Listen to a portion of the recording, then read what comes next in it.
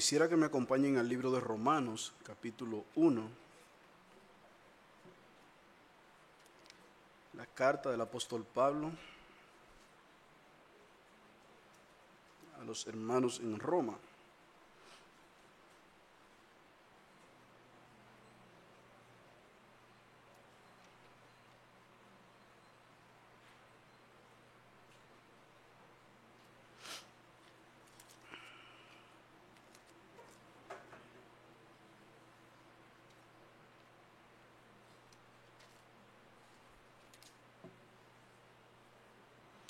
Vamos a leer los versos 16 y 17, pero solo vamos a estar concentrados en esta mañana en el verso 16.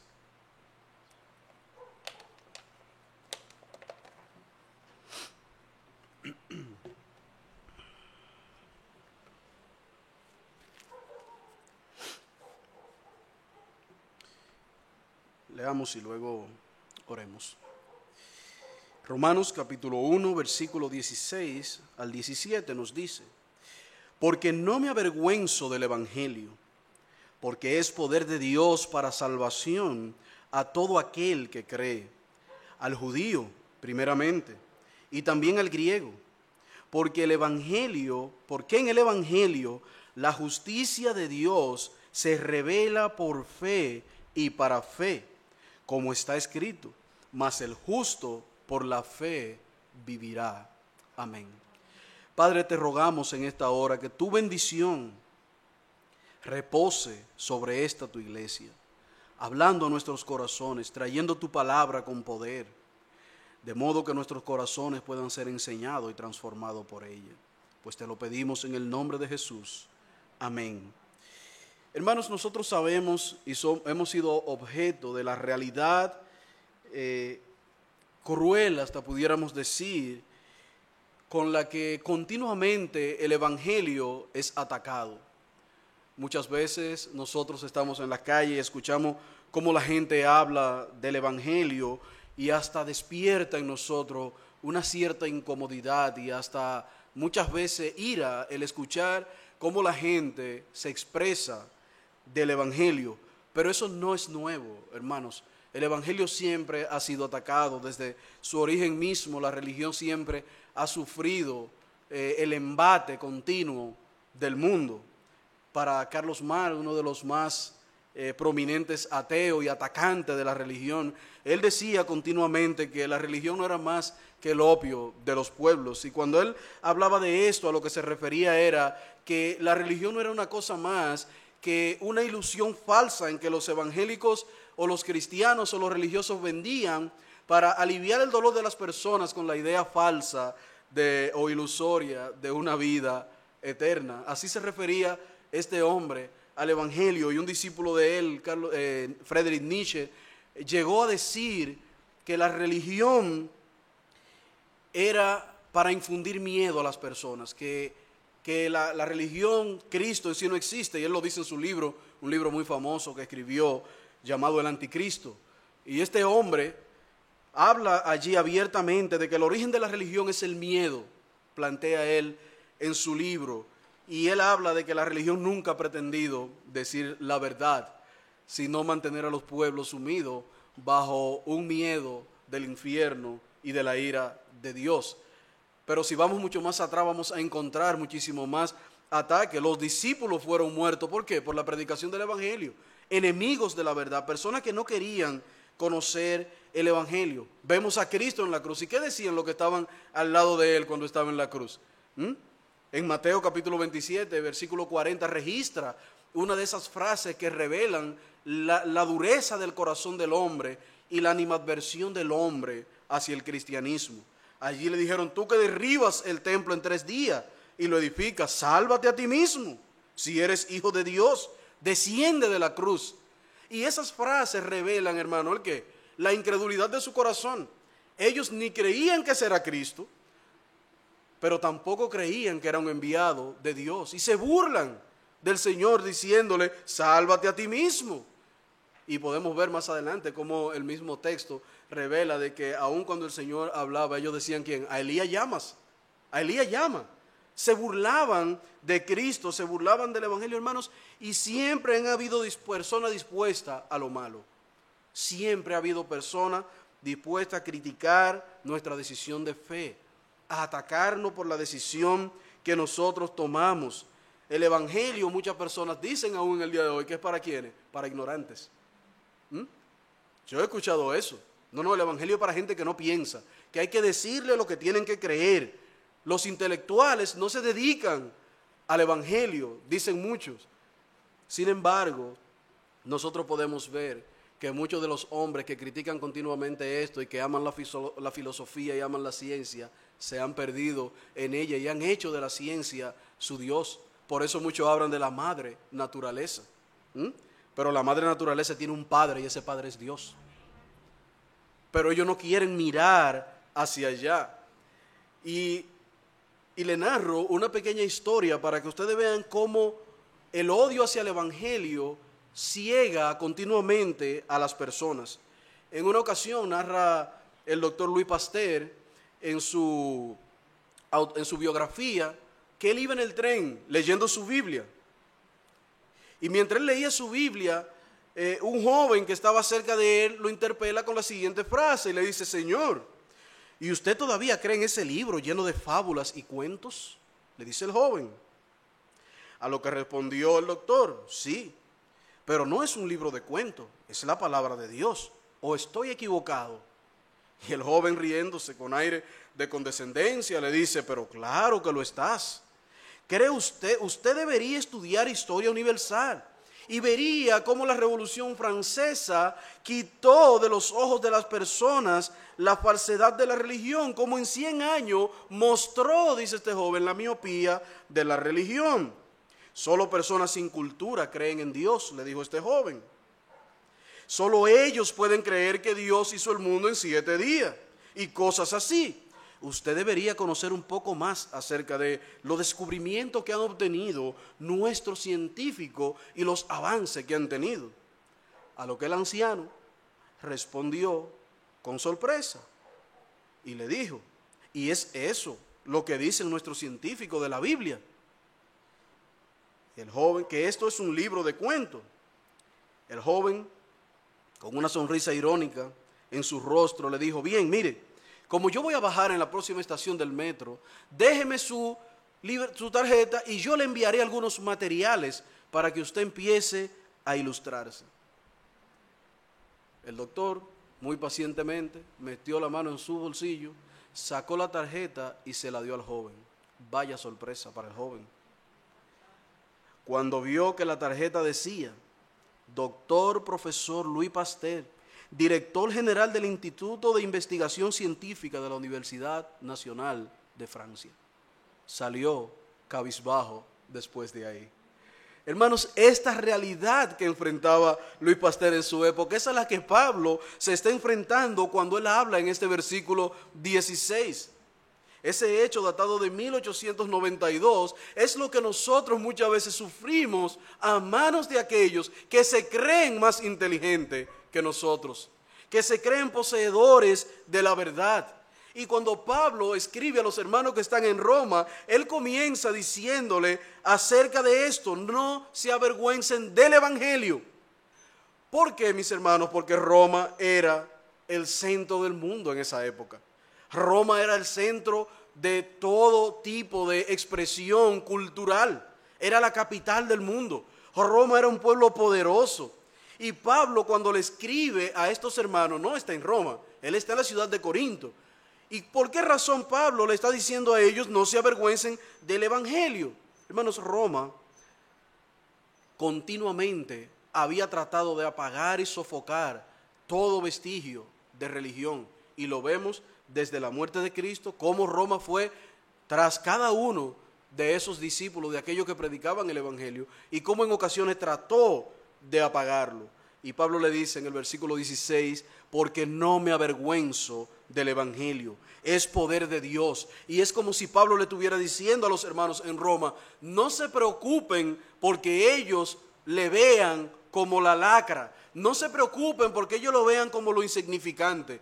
Una cosa debe estar segura en su corazón, mis hermanos: no se avergüencen del Evangelio. Y nosotros podemos ver sencillamente aquí, en primer lugar, las motivaciones de Pablo. ¿Por qué Pablo le escribe a los hermanos en Roma que no se avergüencen del Evangelio? ¿Había algo que estaba avergonzando a los hermanos? Pablo conocía de situaciones que estaba provocando que los hermanos no predicaran el Evangelio por temor, por las persecuciones o por lo que estaba sucediendo. Claro que sí, hermanos. Pablo tenía reporte de lo que estaba pasando en Roma. Pablo conocía lo que los hermanos en Roma estaban enfrentando continuamente por la predicación del Evangelio. Pablo había sido objeto muchas veces de eso. Recuerden cuando él llega a Grecia y está allí. Llegó un momento en que Pablo mismo dijo, y en medio de ello me propuse no saber más nada que a Cristo y a este crucificado. Las filosofías griegas y el libertinaje de los romanos podía hacer que muchos cristianos se sintieran atemorizados a la hora de predicar el Evangelio. Y este texto, hermanos, revela el corazón de Pablo. Como ya le dije, Roma era una ciudad sofisticada. Es como nosotros ir hoy a California, a Las Vegas o a Nueva York. Cuando lleguemos allí, veamos las libertades que hay allí. Mire, habrá muchos que nos querrán hablar de cualquier cosa menos del Evangelio. Menos del Evangelio. Porque cuando usted se encuentra ante tanto libertinaje, mire, se hace difícil usted decir, no, pero eso es pecado, eso está mal, porque tú te sentirás un extraño allí, que todo el mundo te va a atacar, que todo el mundo va a ir encima de ti. Hermanos, y Pablo sabe muy bien lo que están viviendo nuestros hermanos allí. Por ello él le habla a ellos y le dice continuamente, no se avergüencen del Evangelio. Imagínense esta situación, hermanos. Cristianos en Roma van a predicar el Evangelio de un Cristo que los romanos crucificaron. Mire, usted tiene que tener valor. Porque ¿qué le podría decir un romano? Ven acá, pero tú me estás hablando del Cristo que nosotros matamos. Del Cristo que nosotros crucificamos. Tú me estás hablando del poder de un hombre que nosotros colgamos en una cruz. No, pero tú tienes que estar mal de la cabeza. Podían encontrarse frente a eso. Porque nosotros aún hoy en día enfrentamos muchas cosas como esa. No hay gente que le dice, ve acá, pero Cristo tiene la vida entera viniendo y no viene. Eso es una burla. Es burlándose de lo que nosotros le decimos. Pero ustedes tienen la vida que Cristo viene, en todo lo que Cristo viene, que Cristo, ¿y cuándo que viene? Porque no acaba de llegar. Imagínense ustedes en Roma predicando un evangelio de un Cristo crucificado por ellos mismos. Había que tener valor, hermanos, porque los romanos podían derribar el argumento fácilmente de ese evangelio que Pablo habla aquí, que dice, y él dice que es poder de Dios. Pero hermano, eso no amedrentaba al apóstol Pablo, porque Pablo estaba acostumbrado, como ya mencionamos, a ese tipo de cosas. Los griegos amaban la filosofía y Pablo fue con toda su filosofía y se sentó, y en medio de toda su filosofía Pablo predicó el evangelio. Pablo le habló del evangelio a ellos. Pablo enfrentó situaciones diversas, fue azotado por el evangelio. Hermano, pero no se dejó avergonzar por sus conocimientos filosóficos. No, Pablo se mantuvo firme, no negoció el evangelio. Y él deja claro que los sabios de este mundo son nada delante de Dios. Son nada. En primera carta a los Corintios, en el capítulo 1, en el versículo 23, Pablo, el apóstol, hace referencia a esta situación. Y fíjense cómo desde el versículo 1, vamos a primera a los Corintios, fíjense cómo desde el versículo 1 Pablo empieza a preparar el corazón de los hermanos para que tengan valor, para que ellos sepan que el evangelio que le ha sido entregado ha de ser predicado sin importar las circunstancias en las que nos encontremos. Y Pablo le dice, no se sorprendan de eso, porque lo que vamos a encontrar en el camino es duro. Es duro, ¿por qué? Porque es un evangelio que no es agradable al oído de la gente. Es un evangelio que no es agradable al oído de la gente. Versículo 21 de primera carta a los Corintios. Pues ya en la sabiduría de Dios el mundo no conoció a Dios mediante la sabiduría. Agradó a Dios salvar a los creyentes. ¿Por qué? Por la locura de la predicación. Porque los judíos piden señales y los griegos buscan sabiduría. Pero nosotros predicamos a Cristo crucificado. Para los judíos ciertamente tropezadero y para los gentiles locura. Mas para los llamados, así judío como griego, Cristo, poder de Dios y sabiduría de Dios. Porque lo insensato de Dios es más sabio que los hombres, y lo débil de Dios es más fuerte que los hombres. Observen cómo Pablo empieza a decirnos, miren, el evangelio que ustedes predican es de tropiezo para muchos. Así que si es de tropiezo, ¿qué esperamos de ellos? Que no quieran saber de nosotros. Si es tropiezo, no van a querer saber de nosotros. Pero también locura para algunos. Por eso nos dicen a muchos evangélicos por ahí que somos locos. Algunos se ganan ese mote con razón. Pero hermanos, no es a ellos nada más que se lo dicen, es a todos. Pero ¿por qué nos dicen locos? Porque no nos importa lo que ellos crean, nosotros vamos a seguir predicando el evangelio. Lo que ellos digan o no digan, no entra por aquí, no sale por aquí. Porque a la larga lo que nosotros tenemos que hacer es lo que Dios mandó, predicar el evangelio. Y si eso hará que nos llamen locos, pues que nos llamen locos. Pero no te avergüences de que te llamen loco. Permanece firme en la verdad, porque Pablo lo dice. Para algunos ciertamente es locura, pero es que así le plujo a Dios salvar a los hombres. ¿Por qué? Por la locura de la predicación. Es por la locura de la predicación. Y cuando los hombres tropiecen con ese evangelio verdadero, cuando los hombres choquen con ese evangelio verdadero y no quieran hacer caso, ¿qué harán, hermanos? Nos odiarán y nos dirán todo lo que le llegue encima. Todo lo que quieran decirnos, nos los van a decir. Y eso ciertamente que a algunos les dará vergüenza. Y cogerán por su lado. Cuando Pablo dice no me avergüenzo del evangelio, hermanos, es porque muchos que no querían oír el evangelio y que no querrán oír el evangelio, nos menospreciarán. Y muchos se callarán para no sufrir el menosprecio de las personas. Muchos cederán ante esa tentación. Yo prefiero serle agradable y no que me miren mal. Que cuando yo llegue al trabajo, que pase, cállense que ahí viene el evangélico, no se puede decir nada delante de eso. Y que te miren raro, que te miren extraño. Y que cuando estén hablando en la cocina y tú llegues, cállense. Hermano, yo no sé si te lo ha pasado, pero eso pasa en muchos sitios. Hermano, cuando eso pase, siéntete contento. Siéntete contento. ¿Sabe por qué? Porque estás evidenciando que tú eres diferente a ellos. Y tú estás evidenciando que a ti no te avergüenza el evangelio en el que tú has creído. Que eso no te dará vergüenza. Todo lo contrario, hermanos.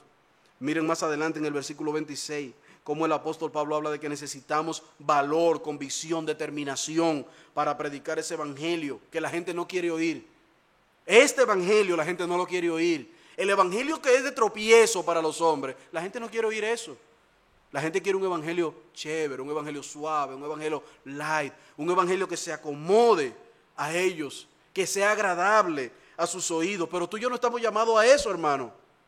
No estamos llamados a eso, sino a ¿qué? A mirar nuestra vocación. ¿Y cuál es nuestra vocación? El versículo 26 de 1 Corintios lo dice.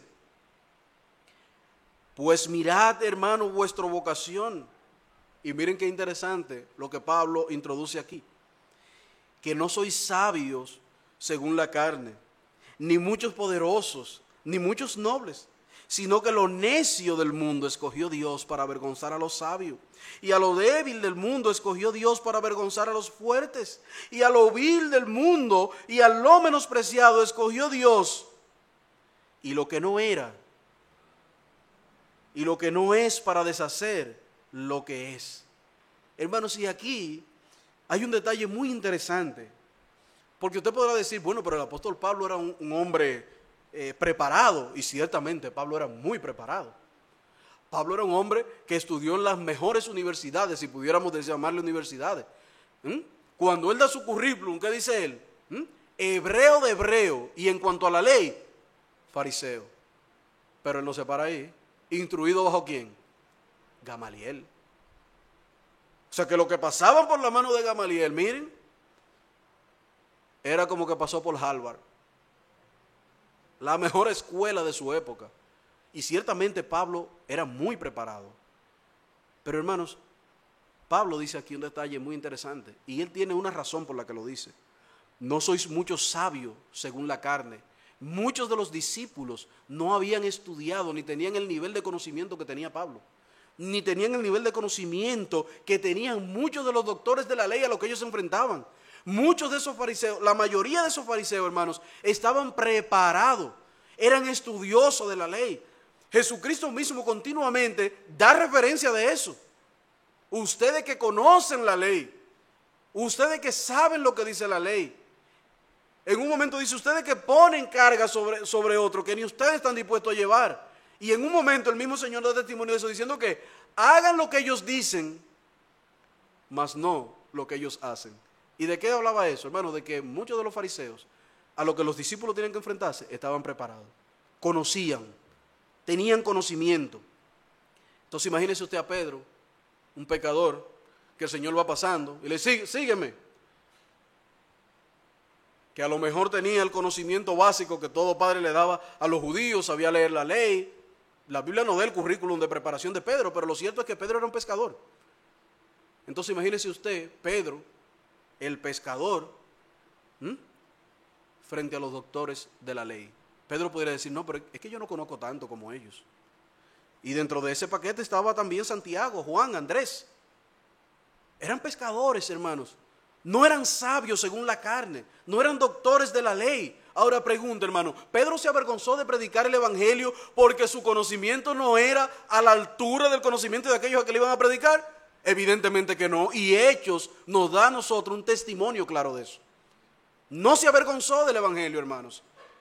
No se avergonzó. Él no era sabio según la carne, no eran poderosos, no tenía una posición encumbrada dentro de la sociedad como otros discípulos. Pero ¿qué le dice Pablo? A los vil del mundo escogió Dios. ¿Para qué? Para avergonzar a los fuertes, para mostrar que la fortaleza y la sabiduría viene de Él.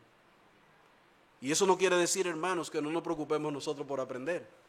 Pero eso es lo que quiere decir, mi hermano, es que tu nivel de escolaridad no es un obstáculo para predicar el evangelio. A veces queremos complicar a los nuevos creyentes. No, que antes de tú predicar, tú tienes que estudiar esto y esto. Hermano, tú tienes que leer tu Biblia, órale al Señor, que Él te revele la verdad de ahí. Y ve y dile al otro tu experiencia con tu encuentro personal con Dios. Háblale de cómo el poder te salvó. Pero hermanos, aún en nuestra iglesia, y Jason lo decía la semana pasada, mire, ese aire que tienen algunos,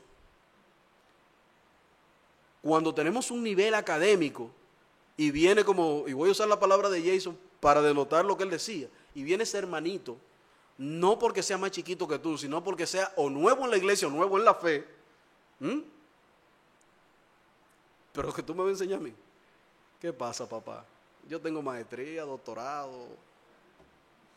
Yo estudié en la Huascaramaima, como decían antes. Yo estudié en tal sitio. Tú me vas a enseñar a mí. Hermano, si eso hace que muchas veces el que te va a enseñar sienta vergüenza. Sienta vergüenza.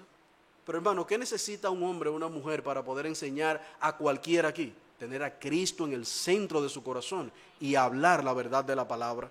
No necesita ir a universidad, no necesita ir a seminario, no tiene que ir al Master Seminary, no tiene que ir al Wesley, a la Universidad Wesleyana, no tiene que estudiarse la teología de Jonathan Edwards, no.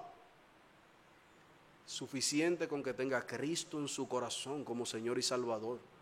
Porque Dios, hermano, puede hacer hablar aún a las piedras. Cualquiera.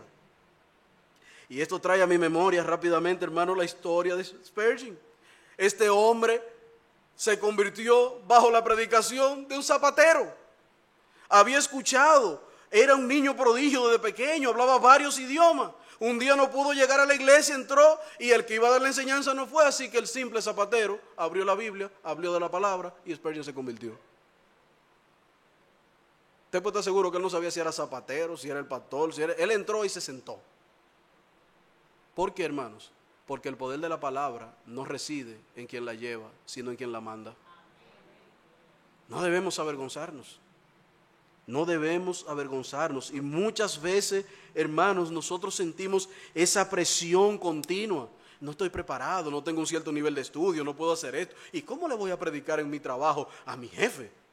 ¿Y cómo hablo del evangelio delante de estos guruses de la ciencia, de la filosofía, del conocimiento? Hermanos, es que tú tienes una verdad que ellos no tienen. Tú tienes una verdad que ellos no conocen. Y eso es lo que Pablo quiere que los hermanos en Roma entiendan. Por eso vean que en Romanos capítulo 1, desde el verso 14, Pablo viene diciendo: a griegos y no griegos, a sabios y no sabios soy deudor. Así que en cuanto a mí, pronto estoy a anunciaros el evangelio también a vosotros que estáis en Roma. Y por esa razón es que en el versículo 16 dice: ¿por qué voy a ir a anunciarlo? Porque no me avergüenzo del evangelio. Pablo sentía una deuda de predicar el evangelio. Y esa deuda lo motivaba, esa deuda lo impulsaba. ¿Y cuál era la deuda, hermanos? ¿Cuál era esa deuda? Hablar de esa verdad que libertó al científico Pablo, al preparado Pablo. Ese encuentro personal camino a Damasco que él tuvo con Cristo. Por tanto, Pablo sabe que la sabiduría y que la verdadera sabiduría procede de la transformación que viene por el evangelio. Por eso él le dice: yo soy deudor a griegos y no griegos, y pronto estoy a ir a anunciar el evangelio. Y la razón por la que voy a ir y voy a hablar el evangelio en Roma es porque yo no me avergüenzo de él. Hermanos, es mucha la presión que tenemos hoy. Son muchos los abusos, los desméritos y la crítica que recibimos continuamente. ¿Cuál es el mote que nos ponen hoy a los evangélicos? Son retrógradas, pesados, anticuados. No se adaptan a este tiempo. El evangelio es para viejo. Eso es lo que dicen continuamente muchos de los que no quieren escuchar. Hermano, ¿qué fue lo que Festo le dijo a Pablo cuando lo interpeló? Lo llamó loco. Óigame, y Festo lo llamó loco precisamente ¿por qué? Por la palabra. En Hechos 26-24. Tu mucho saber te está haciendo perder la cabeza, le dijo Festo a Pablo. ¿No le han dicho alguna vez? A ti como que el evangelio te está poniendo loco. Ay, tan buen muchacho que era. Después que se metió evangélico, mira. Qué pena que lo vean así. Y no lo vean como que le estamos dando la oportunidad que nunca han visto de conocer la verdadera transformación de su ser a través del evangelio. Hermanos, y muchas cosas nosotros vamos a enfrentar en esta vida que van a hacer que sintamos vergüenza de predicar el evangelio. Pero Pablo le dice a los hermanos en Roma: ni se preocupen por su nivel académico, ni se preocupen porque conozcan o no conozcan tanto, no se preocupen por si ustedes tienen dinero o no tienen dinero, no se preocupen, no tengan vergüenza por eso, simplemente prediquen el evangelio. Prediquen el evangelio, no se dejen intimidar. Y es interesante, hermanos, porque cuando Pablo usa la palabra aquí, avergonzarse del evangelio, lo que esta palabra denota y el uso común que se le da es cuando tú sientes vergüenza de haberte alineado con algo que resulta ser falso. Entonces te da vergüenza, porque óyeme, yo creía en eso y ahora se ha evidenciado que es un fraude. Y es la misma palabra que el apóstol usa en Romanos capítulo 6 versículo 21, cuando él se refiere a la vergüenza que el hombre siente por el pecado. Luego que el pecado te engaña, tú viste que fuiste engañado y eso provoca en ti una vergüenza. Y dice el texto: porque el fruto, pero ¿qué fruto tendréis de aquellas cosas de las cuales ahora os avergonzáis? Porque el fin de ella es muerte. O sea, observen que Pablo usa aquí la palabra de lo que te avergüenzas. ¿Pero por qué te avergüenzas ahora? Porque luego que lo hiciste te diste cuenta que eso no estaba alineado con lo que se te vendió. Y esa es la misma idea. Pablo dice: yo no me tengo que avergonzar del evangelio. ¿Por qué? Porque en el evangelio no hay nada que pueda hacerme creer que es falso. Por tanto, como no hay nada que pueda hacerme creer que es falso, que es erróneo, yo no tengo por qué avergonzarme. ¿Por qué? Porque yo he creído algo que es verdad y se ha confirmado que es verdad. Entonces, de la verdad no tengo que avergonzarme. No tengo que avergonzarme. Sobre la verdad gloriosa del evangelio no hay que avergonzarse. Por ello Pablo le dijo: por tanto no me avergüenzo, estoy dispuesto a ir a Roma a proclamar la verdad que me libertó bajo cualquier circunstancia. Y hermanos, cuando digo que en el corazón de Pablo estaba esto, es porque su vida lo evidenció. Pablo nunca le tuvo miedo a las circunstancias, ni a los azotes, ni a la cárcel. A ninguno de ellas le tuvo miedo. Pablo más bien anima a estos hermanos, los anima a no tener vergüenza, los anima mostrándole el poder de Dios para salvación. Los anima y él se pone como ejemplo mismo. Él había sido perseguido y de hecho pasó de ser blasfemo a heraldo de la verdad. Pasó a defender aquello que persiguió. Qué convencido estaba este hombre de que el evangelio es poder de Dios. Él estaba convencido de ello. Ahora, hermanos, nosotros como iglesia podemos apropiarnos de esas verdades. Nosotros como iglesia podemos aferrarnos a este consejo, a este aliento que Pablo le está dando a los hermanos en Roma y decir, no, nosotros no tenemos que avergonzarnos del evangelio. Pero también podemos hacer lo contrario, hermanos. Y muchas veces nuestra conducta muestra lo contrario. Veamos en segundo lugar, entonces, hermano, ¿cuál es evidencia hay de que nos avergonzamos del evangelio? Vamos a verlo en dos partes. En primer lugar, la iglesia. ¿Cómo una iglesia evidencia que le avergüenza el evangelio? Bueno, hermanos, miren, hay una evidencia muy clara y sencilla. Cuando el modernismo mata la verdad histórica y apostólica. Usted quiere saber si una iglesia se avergüenza del evangelio en la práctica, porque no lo van a decir de manera verbal, pero su práctica es lo que evidencia si de verdad siguen creyendo en que el evangelio es poder de Dios, o si ya esa idea fue cambiada. Y esa es la primera evidencia, hermanos. Cuando el modernismo, cuando lo contemporáneo mata la verdad histórica y apostólica, cuando esa verdad que considerábamos baluarte empiezan a descender dentro de la iglesia, cuando los estándares que nos mantenían firmes y que abrazábamos empiezan a bajar, cuando la barda ya no está donde estaba, sino que cada vez más le quitamos un bloque. No, pero es que mira, está muy difícil que la gente llegue a la iglesia con esa pared tan alta, vamos a quitarle un bloque. Le quitamos un bloque, le quitamos otro bloque, le quitamos otro bloque, y poco a poco vamos dejándola ¿dónde? En el piso. Hemos olvidado que la verdad histórica y apostólica, la doctrina en la que perseveraban los apóstoles, fue lo que le dio un fundamento real y verdadero a la iglesia. Cuando usted ve una iglesia bajando los estándares de la predicación de la palabra para hacer un evangelio suave a lo que están oyendo, es una iglesia que se avergüenza de la verdad que la libertó. No le busque vuelta, hermano. Cuando empezamos a entretener un poco más, porque tú sabes, a los jóvenes hay que darle algo que le guste, que lo motive, algo que le llame la atención, algo que empezamos entonces a quitar allí, a quitar aquí, y cuando venimos a ver, hermano, tenemos en la iglesia ¿qué? Una discoteca. Una discoteca, hermano. Yo he visto iglesia que es una discoteca, no solamente por las luces, la música, no, por lo que bailan. Lo que bailan. Y a veces tú te preguntas, ¿pero es una iglesia? Y tú no quieres decir lo otro porque hasta vergüenza decir lo otro. Y lamentablemente esa gente son una vergüenza para nosotros, nos provocan una gran vergüenza. Pero no por ello debemos nosotros avergonzarnos del evangelio. Porque tarde o temprano, cuando el sedazo se ha movido, mire, la paja va a volar. La paja va a volar. Hermanos, pero cuando una iglesia abandona esa verdad histórica, esa verdad bíblica que se ha mantenido por años y que le ha dado personalidad e identidad a la iglesia, entonces, ¿qué pasa? Definitivamente, hermanos, esa es una iglesia que ha cedido ante las tentaciones del mundo y que ya el evangelio, tal cual lo presenta las Escrituras, es una vergüenza para ellos. Es una vergüenza para ellos. Bien dice un autor, el nuevo pragmatismo ve la predicación, y en particular la predicación expositiva, como un vestigio anacrónico. Declara con sencillez la verdad de la palabra de Dios.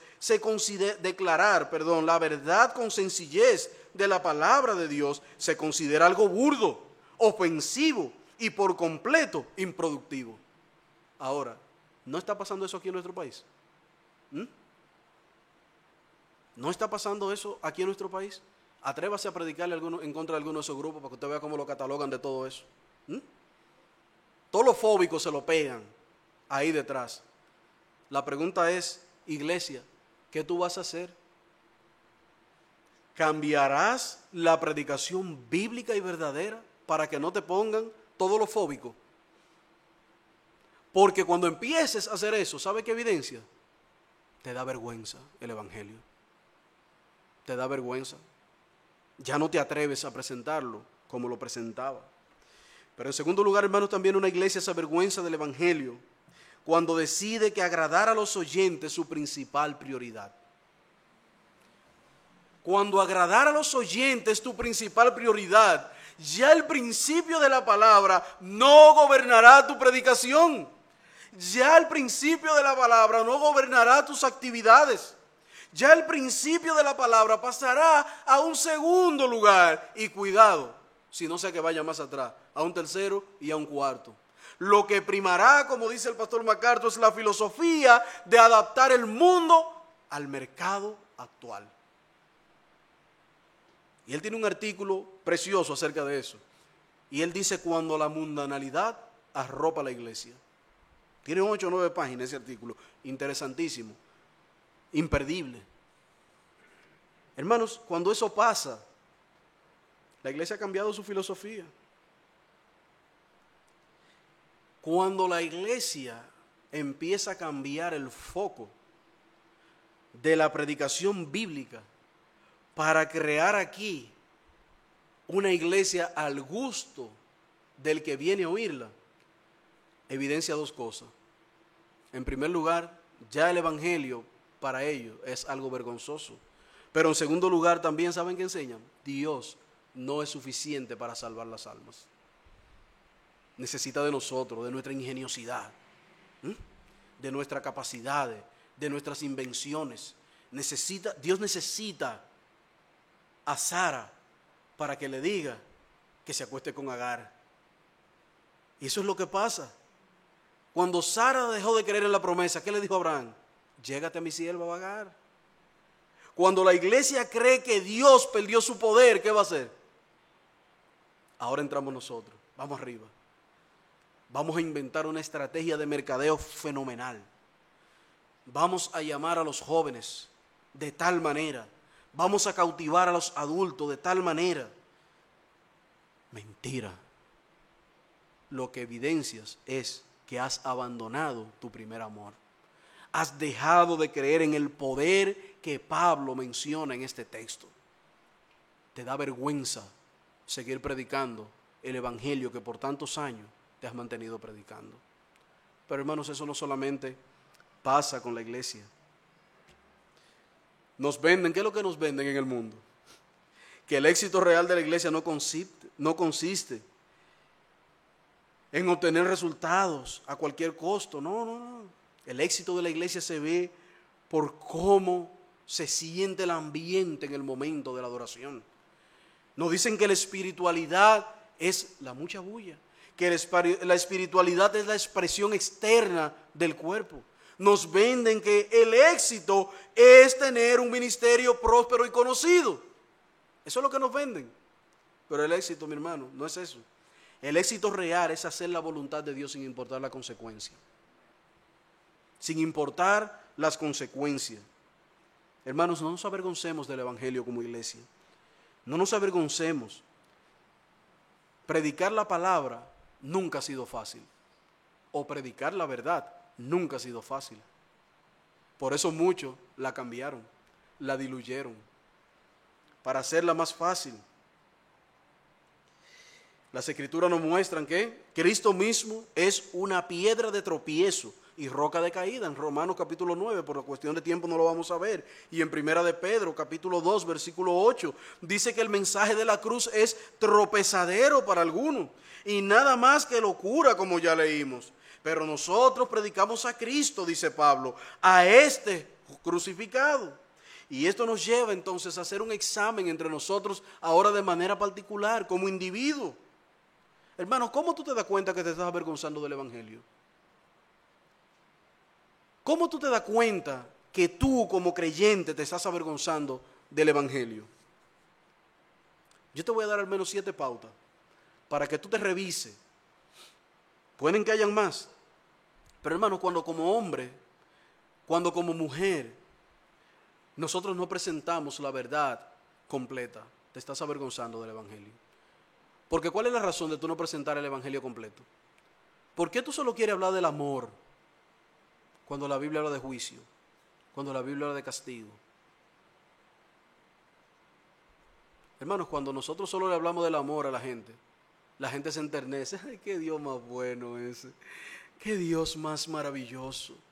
Como me escribió uno en una ocasión por una reprensión. Mi religión es el amor. El amor.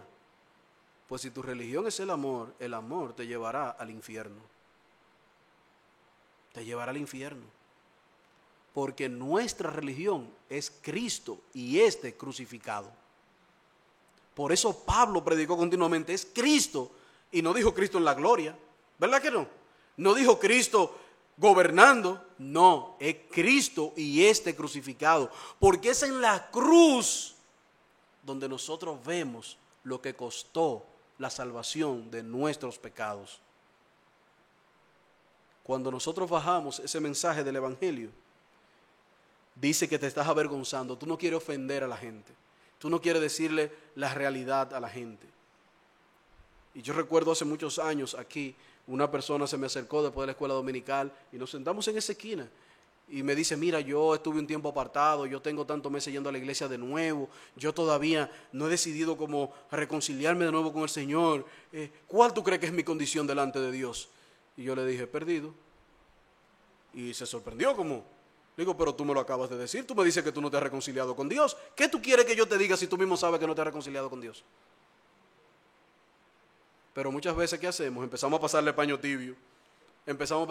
No, pero qué bueno si ya tú estás en la iglesia. Qué bueno que tú has dado el primer paso de estar en la iglesia. Hermano, él te está diciendo que no se ha reconciliado con Dios. ¿Qué es lo que te procede? Presentarle el Evangelio. Qué bueno que estás aquí. Qué bueno, Dios te dio esta oportunidad para que venga y escuche la verdad del Evangelio. Ya tú sabes lo que tienes que hacer. Reconoces tu condición. ¿Qué espera para abrazarlo? ¿Qué espera para abrazarlo? ¿Qué tú esperas para reconciliarte? Hermano, pero no estamos dispuestos a decirle eso a la gente. No estamos dispuestos. Y eso habla, hermano, de que estamos bajando el estándar de la predicación. Cuando tenemos más miedo al público que enfrentamos que a Dios mismo. A esa gente que yo le voy a hablar del Evangelio, tú eres loco. Pero ¿y tú no ves quién está ahí? Ahí está el prominente abogado fulano, el prominente ingeniero fulano. ¿Y a mí qué me importa? Yo le voy a hablar a ellos ¿de quién? De Cristo, por quien fueron creadas todas las cosas. De aquel que Pablo dice que es que poder y sabiduría de Dios. Es a él que le voy a presentar. No tengo que avergonzarme. Hermanos, la vida de Juan Bulla no es un ejemplo para nosotros. Este hombre, ¿saben cuál era su trabajo? ¿De qué vivía? Era hojalatero, lo que trabajaba era con aluminio, metales. Eso era lo que Juan Bulla hacía. Hermano, pero ese hombre no lo podían callar. La mayoría de sus libros lo escribió en la cárcel. ¿Sabe por qué? Porque en una de las ocasiones que lo soltaron le dijeron, oye, te vamos a soltar. Pero si vuelve a hablar del Evangelio, vuelve para acá. Adivinen qué pasó, hermanos. En la siguiente esquina lo volvieron a traer. Ya estaba predicando en la siguiente esquina. No le tenían, hermanos, él le temía más a Dios que a los hombres. Cuando nosotros empezamos a tenerle más temor a los hombres, entonces estamos dando una clara señal de que ya el Evangelio nos está avergonzando. Diluimos los principios en nuestras vidas y en los consejos que damos. Bajamos los estándares en los principios. No. Bueno, Argeli, pero acuérdate que ya tú has crecido, tú has madurado. Y ese principio antes tú lo entendías de otra manera, pero se le puede bajar algo. Hermano, ¿de qué habla eso? ¿De que estamos qué? Diluyendo los principios. Nos está avergonzando el Evangelio. Cuando nos atemorizamos frente a los adversarios de la fe y vemos en la Biblia a Ananías, Misael y Azarías frente al poderoso rey Nabucodonosor, ¿qué le dijeron ellos? Me importa que lo calientes 7 veces más, que digas lo que tú digas. Ahora, que te quede claro una cosa, no la adoraremos. El Dios en quien creemos, si quiere nos puede salvar, y si no nos salva como quiera, no nos postraremos. Hermano, ¿sabe de qué hablan eso? De que para ellos Dios era más grande que Nabucodonosor y todo su poder. Cuando nosotros bajamos nuestros estándares y empezamos a ver a los que están al frente más poderoso que Dios, significa que hace rato que estamos entrando en una decadencia espiritual. Hermano, no te dejes seducir de la filosofía de este mundo. A modo de aplicación y más rápido, porque el tiempo se nos ha ido, quiero que veamos cómo Pablo aconsejó a Timoteo y nosotros hagamos del consejo de Pablo a Timoteo tomemos ese consejo para nosotros. 2 Timoteo capítulo 1, versículo 6, Pablo le dice: por lo cual te aconsejo que avives el fuego del don de Dios que está en ti, por la imposición de manos. Y a partir del versículo 7 es que quiero poner énfasis. Porque no nos ha dado Dios espíritu de cobardía, sino de poder, de amor y de dominio propio. Por lo tanto, no te avergüences de dar testimonio de nuestro Señor, ni de mí, preso suyo, sino participa de las aflicciones por el Evangelio, según el poder de Dios. Hermano, no te avergüences de dar testimonio del Evangelio. No. ¿Por qué? Porque Pablo dice, ese Evangelio es que poder de Dios. No te avergüences de hablar la verdad. Y como ya dijimos, tu nivel de escolaridad no debe ser un impedimento. Ahora, no estamos llamándote a la vagancia. Hermano, esfuérzate por leer. Esfuérzate por escudriñar las Escrituras. Esfuérzate por conocer cada día más a tu Dios. Hermanos, si ustedes verán cómo ese continuo estudio de la palabra, esos tiempos de intimidad con el Señor, nos mostrarán y nos revelarán las maravillas de Él. Y eso te dará a ti herramientas más que suficientes para presentar defensa del Evangelio con mansedumbre. Para presentar defensa del Evangelio con mansedumbre. Hermanos, y en tercera y última aplicación, esté tu corazón siempre dispuesto a pagar el precio del Evangelio. Que esté tu corazón siempre dispuesto a pagar el precio del Evangelio. Pablo le dice a Timoteo en el capítulo 2, en la segunda carta, en los versículos de 1 al 7, lo pueden leer ya luego, pero Pablo allí anima a este hombre a que vea que todo el bien que podemos hacerle a los demás reside en lo que podamos llevarle de la palabra de Dios. En todo lo que podamos llevar a la palabra de Dios. Así que finalmente, hermanos, no te avergüences del Evangelio, porque si lo hace Dios, se avergonzará de ti. El Señor Jesucristo lo dice. No sé si tú has leído este versículo o no, pero en Marcos, capítulo 8, versículo 38, el Señor lo dice claro y con este texto terminamos.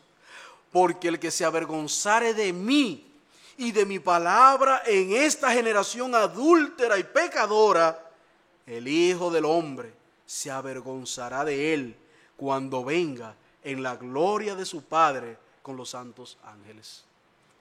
Hermano, que ese texto haga volver nuestro corazón a la fidelidad y la verdad de la palabra de Dios. Oremos. Oh Padre, nos sentimos agradecidos por la amonestación que traes a nuestro corazón a través de este texto. Que junto con el apóstol Pablo nosotros podamos decir, no me avergüenzo del Evangelio, pues es poder de Dios. Oh Señor, ayúdanos como iglesia a permanecer firmes en la verdad y no ser seducidos por este mundo perverso, por este mundo pecador que procura diluir la verdad del Evangelio y hacer iglesia conforme a la comezón de oír que muchos tienen. Ayúdanos a permanecer firmes, Señor. Ayúdanos a permanecer como llama, como lumbrera en medio de la oscuridad. Pero danos, Señor, a cada uno de los miembros de esta iglesia la valentía y el valor de presentar siempre defensa de la fe que hemos tenido en ti. Y que ese evangelio que es poderoso nos anime, nos impulse a llevar esta verdad a aquellos que no te conocen y que ellos puedan experimentar este poder. En el nombre de Cristo te lo pedimos. Amén.